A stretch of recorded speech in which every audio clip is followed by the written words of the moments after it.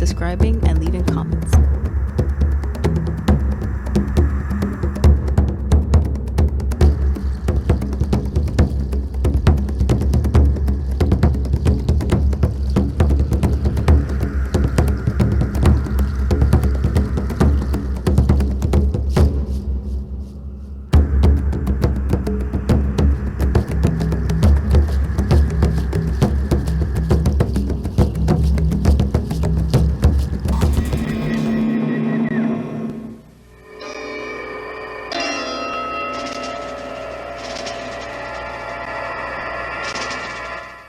The Himalayan mountain range, Asia. I saw the abominable snowman on the western slope 100 yards away from me. The Pacific Northwest, the United States. I felt something staring at me, or a feeling of being watched. And I turned around, and that's when I saw Bigfoot. I was terrified. Well, I was in shock. It's totally unexpected. And the only equation I could make on this thing is that it was a gorilla. And we saw this hairy-looking animal crossing the road on his hind legs, and I can't tell you for sure what it was, but I believe it was Bigfoot. Do monsters dwell among us, or are they only apparitions, walking in the landscape of our minds? Are they subjects for zoologists or psychologists? Some people want to believe in the existence of monsters because they make the world more colorful and exciting. As children, we live in a fantasy world and create all sorts of imaginary beings. But as we mature, we're taught to be less credulous and to believe only in that which can be proven to exist. Most of us are able to give up our imaginary creatures, but some people can't. They create monsters that provide an outlet for their internal fears. By embodying these nameless fears in strange creatures, they externalize them and make them easier to deal with. Man has always been quick to believe in monsters. They are beliefs born out of the unknown, nurtured by the unexplained, beliefs difficult to disprove. Some monsters, however, have had a basis in fact. For centuries, Western man had heard rumors about a legendary man-monster that roamed the jungles of darkest Africa. It wasn't until the late 19th century that science caught up with the legendary monster, calling it the gorilla. New biological species are being found each year, like the Komodo dragon in 1912 and the okapi about 1900. Yet some creatures remain myths. Myths are a part of universal folklore as humans seek to explain a practice or a belief. The Smithsonian is concerned with studying truth and seeks to explain beliefs as well as preserve objects associated with them. Myths about strange creatures seem to hold a never-ending fascination for the public. Thousands of inquiries have been directed to the Smithsonian asking about the possible existence of various creatures, including the Loch Ness Monster, Bigfoot, and the abominable snowman. In the last decade, over 300 reported sightings of Bigfoot have been recorded in America. In 1973 alone, there were 33 reported sightings. This year, 9. Called Momo in Missouri, the Fouke Monster in Arkansas, the skunk ape in Florida, Sasquatch in Canada. The giant monster is said to have migrated here across the Bering Straits land bridge that once connected Alaska to Asia. A relative of the Bigfoot has been reported seen in the Russian Caucasus, where it's called the Almista. Another relative is said to live in the Himalayas. Here in the highest mountains of the world, it is known as the abominable snowman, or the Yeti. In Kathmandu, Nepal, nearby famed Mount Everest, Sanskrit scholar Yogi Narahari Nath tells of his encounter with the creature. I saw a Yeti while I was trekking with 60 other people in the western Himalayas. I was 100 yards ahead of my friends when I saw an ugly-looking black creature walking like a man. It was hairy and naked, and it moved fast. The culture and religion of the mountain people of Tibet and Nepal, the Sherpas, are filled with tales and dances of demons. Some are of the abominable snowman. The Yeti is considered an evil spirit to be feared. Among some, it is considered fatal to even look upon a Yeti.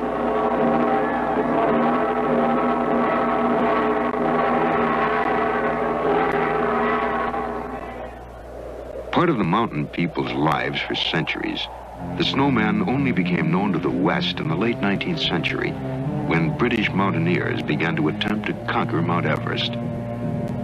Cool-headed explorers returned with tales of the mysterious Yeti, tales of strange footprints left in the snow. But it wasn't until 1951 when veteran climber Eric Shipton discovered a new pass at 19,000 feet that actual evidence was collected. Shipton, standing where no man had ever been before, took these photographs of giant man-like tracks. Once a non-believer in the Yeti, Shipton, now in London recovering from a back ailment, remembers that day. Strange feeling inside. I've often seen these tracks before, but hitherto I'd always been a bit of an agnostic about the whole question, but seeing these tracks so absolutely fresh and clear, well, there seemed to be no doubt about it at all, and it was that really gave me a very eerie feeling that here one was in the presence of something quite unknown.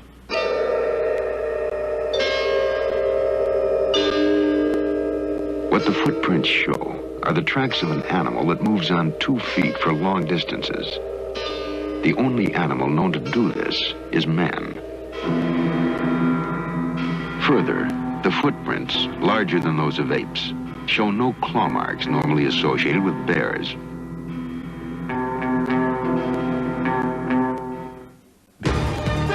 Original evidence was collected in 1953. While directing the Hillary expedition, the first to reach the top of Everest, Lord John Hunt says he heard the Yeti. This was during the 1953 expedition when we were doing some training, expedition training, in the mountains on the east of Everest. And I myself, with some of my companions and Sherpas, were camping beside a glacier behind a mountain called Armadablam. It was the Armadablam Glacier, and it was at about 18,000 feet. And one evening in that camp, I distinctly heard what seemed to me to be a yelping call or cry from the other side of the glacier. I wondered what it was, and the Sherpas with us were unanimous in saying this is a Yeti. I think the nearest equivalent sound is the sound made by an ape, which does have a yelping cry. Almost never seen by Westerners, the Yeti was once reportedly glimpsed by N.A. Tambazi of Athens, Greece. It was during an expedition to Everest in 1925. Here, from his descriptions, is a recreation of what Tambazi said he saw in a clearing 300 yards away. A dark and hairy man-like creature grubbing for roots with a stick. Thought to be a missing link, a creature unchanged from the Ice Age, perhaps even an ancestor of Neanderthal man. The snowman became the object of extensive expeditions. Year after year, teams from England, France, America, and Japan combed the mountains for proof that the snowman did exist.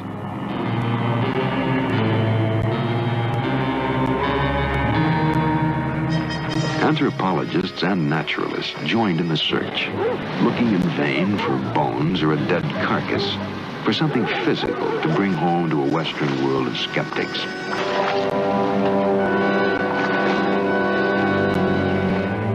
Among the things they did find was this cave in 1958, said to be the lair of the Yeti.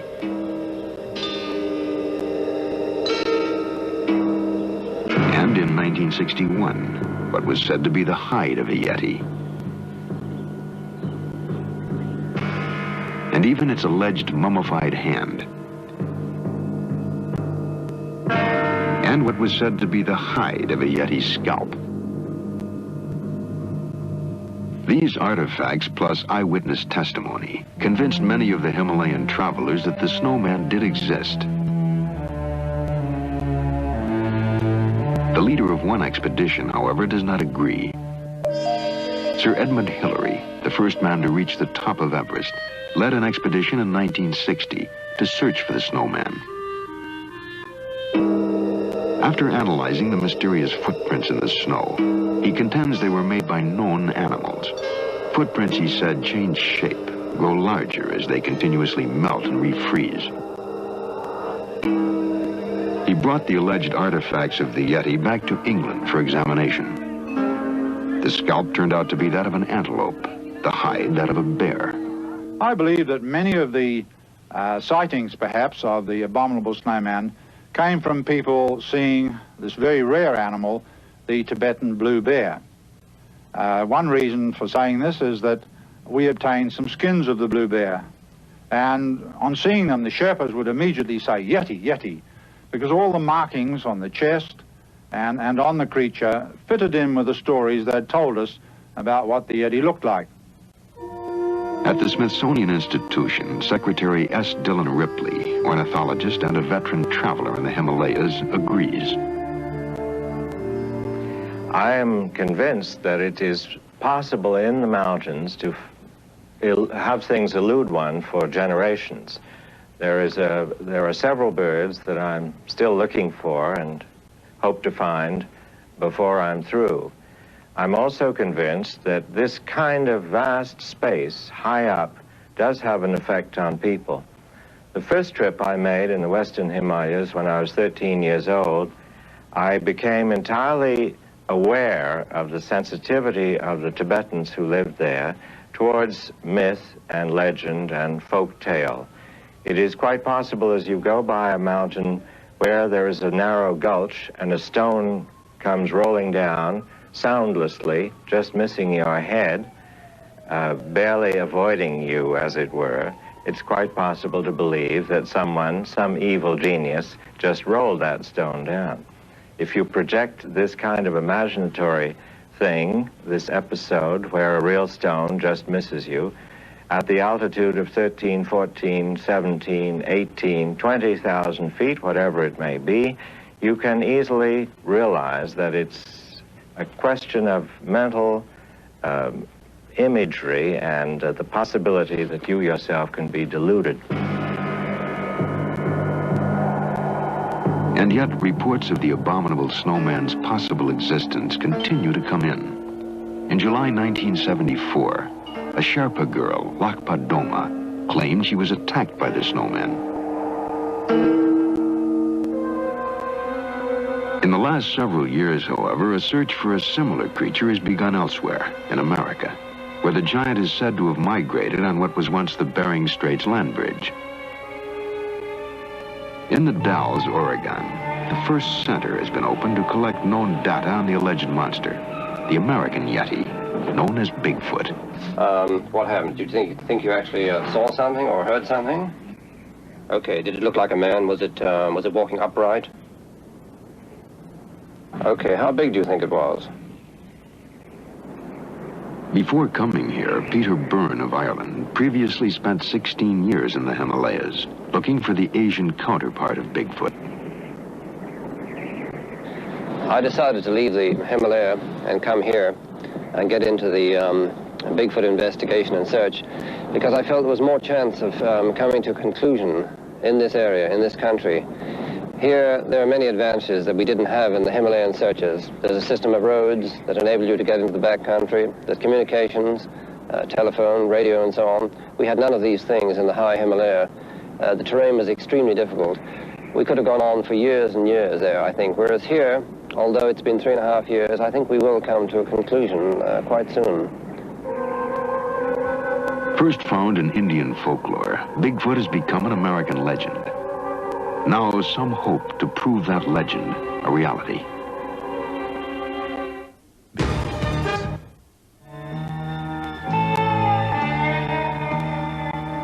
Does a wild, giant, man-like monster called Bigfoot roam the American forests? Could a sizable population of 8-foot, 500-pound creatures exist on the edge of an industrialized society? American scientists emphatically say no. I don't care what other people think. I saw Bigfoot 10 years ago. I was with 11 other Boy Scouts at the time, and we were camping 18 miles south of Butte in the Deer Lodge National Forest. We had walked in to the forest about 5 miles that day. It's not over yet. We got another mile. In this dramatic recreation is what Dan Malachny and 2 of his friends claim they saw. It was after a long day of hiking and a long night of telling mysterious tales around a campfire. For the more impressionable, sleep was long in coming and short in duration. Whatever it was in the forest, Dan's friend was the first to sense it.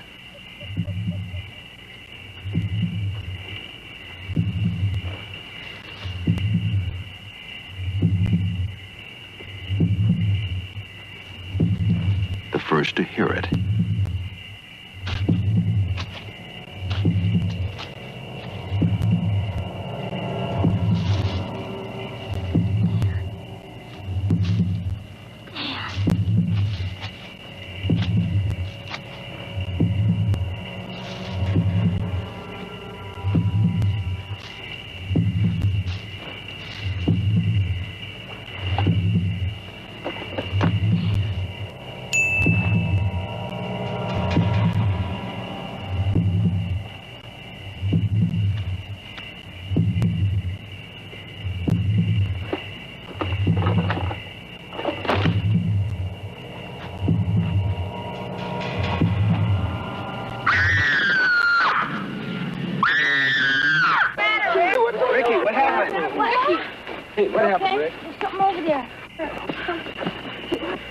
Dan and 1 other boy claim they also saw the hairy, man-like giant.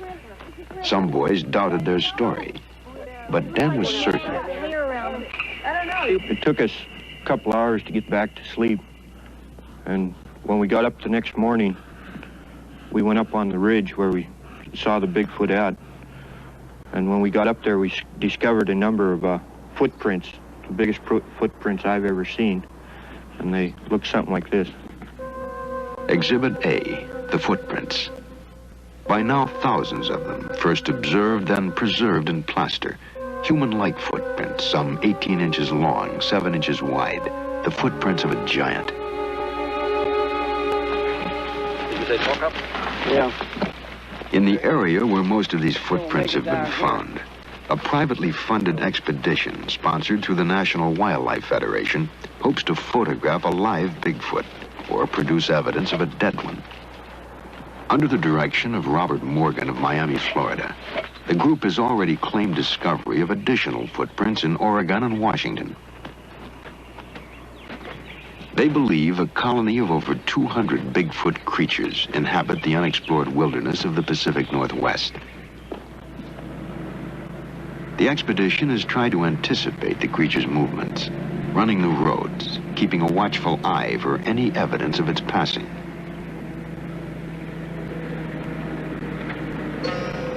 Thinking Bigfoot to be a nocturnal creature, they're prepared to penetrate the darkness of night with special light amplification viewing devices.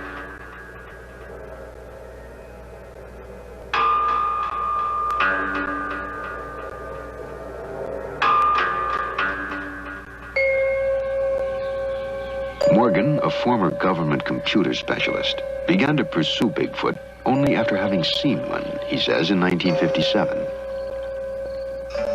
And all of a sudden, this thing went through the bushes. He didn't go around. He went, I mean, I could see the wake, you know, just plowed right through it, and he moved up at an angle away from me. I was on the edge of a canyon.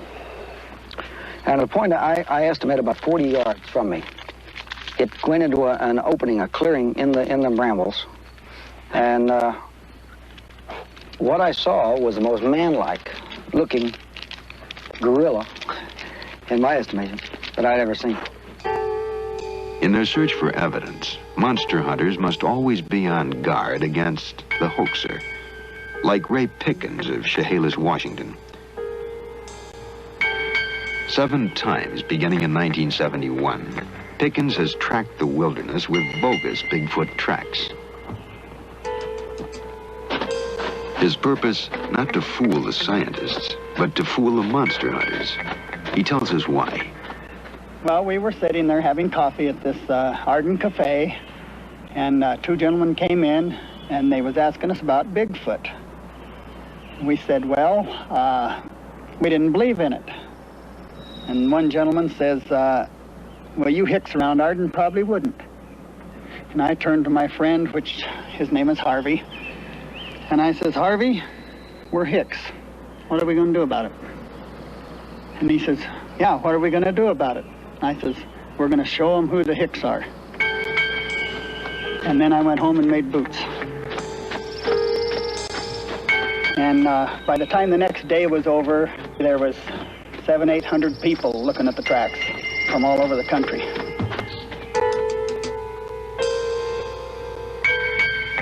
There are a number of footprints that I've seen that are faked, and this can be done. But on the other hand, there are a few that show some characteristics that I think could not have been faked. This is one such footprint. This cast I've drawn in the approximate reconstructions of the bones. This is a crippled individual where a couple of bulges have extended out between adjacent bones on the outer edge of the foot. If this had been a human foot, these bulges would have been farther back, but they're shifted forward, making the heel longer and the front of the foot shorter. This is exactly what is required for a foot that's going to carry perhaps an 800-pound body. Now, I don't think any faker could have thought of it and figured this out and adjusted his footprint accordingly. A fake footprint is just simply an expanded, enlarged footprint or enlarged copy of a human foot. Here, in actual footage taken of what is said to be a real Bigfoot, is a creature similar to Dr. Krantz's club-footed giant. Filmed by Ivan Marks in late 1969 in Bosburg, Washington, the film has been denounced as a fake by some monster hunters. Here is yet another film of an alleged Bigfoot, also taken by Marks in Alaska in 1973. Marks, a hunter and maker of nature films, insists on its authenticity. No matter what the Marks films indicate, the most compelling evidence for Bigfoot's possible existence remains that presented by eyewitnesses. Former Sheriff Oliver Potter. Like I say, I'm born in the woods, the Cascade Mountains. I know the animals that are here. And this was something different that I had never seen before. A large creature, about 7.5 to 8 foot tall. It was grayish-black in color, and as it went away from me, I seen the backside of it, walking as a man would walk on its hind legs. It moved more or less like a man, and it was about 6-7 feet tall and probably a blackish-brown color, and I couldn't see its face because it was running away from me across the road, and I actually, her and I both saw it disappear into the brush. Like I say, I was born and raised around here, and bears just don't walk on these hind legs that long. There were 4 of us in the car when I was the first one to sight it. We pulled up on the freeway and pulled back for optimum viewing. Oh, I'd seen people from the same location and in about the same spot before. Humans up there. It probably was twice the size. And it was a dark, dark brown, just swaying back and forth, sitting on a rock. Could the people who say they've seen Bigfoot be seeing something else? A bear, perhaps? Or could the creature be only in their minds? Eyewitness testimony in the case of Bigfoot, I don't think is very good because you can't test it. It's the credibility of the person, and these people, if they want to see something strange, they can imagine it. Dr. Stewart is Director Emeritus of the Smithsonian Institution's National Museum of Natural History. He demands more proof before he'll accept Bigfoot. I do not believe in Bigfoot because no hard evidence has been presented. All the evidence so far is in the form of footprints and such reports, all of which constitute soft evidence. Hard evidence is like this skull here. If you have a skull of this so-called Bigfoot, you can tell what it is. Fact or fiction, Bigfoot has become a fixture in the American landscape. At Willow Creek, California, which proclaims itself the gateway to Bigfoot country, the creature is celebrated each year with a 3-day festival.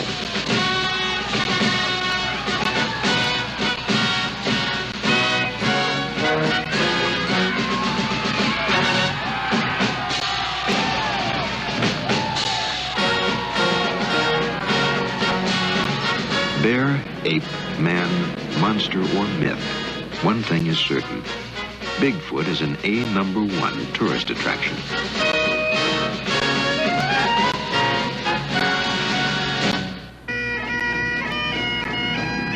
But halfway around the world, another alleged monster is proven to be an even bigger tourist attraction.